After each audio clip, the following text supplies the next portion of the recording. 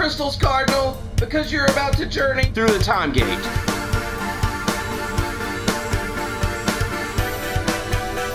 In 2 years, we celebrate the 50th anniversary of Doctor Who.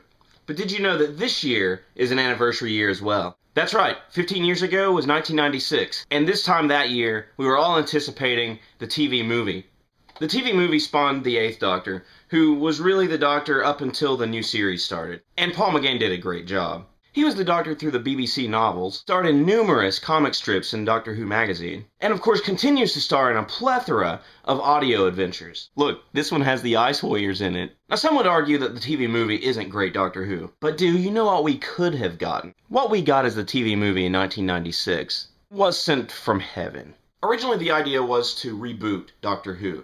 So there were earlier drafts of what did become the TV movie, and I happen to have one. Let's look at what we could have gotten. Long story short, the Master wants to take over Gallifrey. The Master is also the Doctor's half-brother. The Doctor and the Master's father, Ulysses, was stranded on Earth and was married to an Egyptian queen. He was a pharaoh, he was locked in a tomb, and that was the last we heard of him.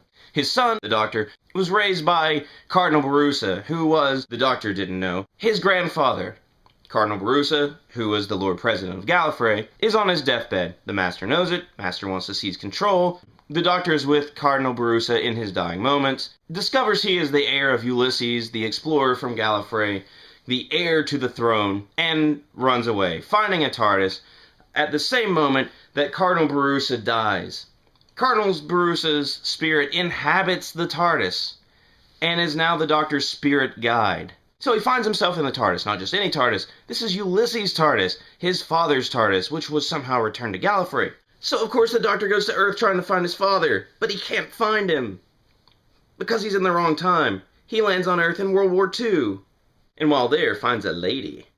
This lady's name is Lizzie, and she's from Kansas. And every time it comes up, they say, "You're not in Kansas anymore."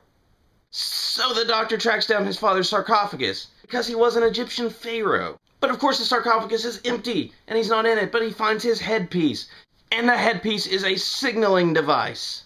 He runs to the TARDIS, but first gets in a firefight with Lizzie, his future companion, who ends up in the TARDIS, and then they end up in ancient Egypt, and they find his father. Well, she does. He's lost in a pyramid with his dead mother.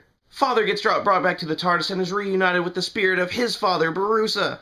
So the Doctor gets pulled back into the TARDIS by a transmat, and at the same time the Master pulls some kind of plan and rips his father out of the TARDIS into somewhere. In the story, Barusa convinces the Doctor to go to Skaro. They get to Skaro, and they finally find civilization, and they find this character named Davros, and he convinces the Doctor that he is very helpful, and he's working for the Master. The Master is the mastermind. Oh, I can't believe I just said that. Of this whole operation. I don't think I can go on. I don't want to spoil it for you, because we're going to do a read-through of this whole script at Timegate. And I really hope you come and enjoy this read-through, because you're going to get to experience this script in a way no one usually gets to. We'll put links in the info box below, so go to Timegate and enjoy this read-through of the script and the rest of the convention. It's always a good time. And in the meantime, if you can't get enough of these Doctor Who scripts that weren't made, check out The Nth Doctor from Jean-Marc Lofficier. Links down below. If you enjoyed Timegate, or these scripts, or Jean-Marc Lofficier, or any of this stuff, please subscribe. And I hope you enjoyed this journey through the Timegate.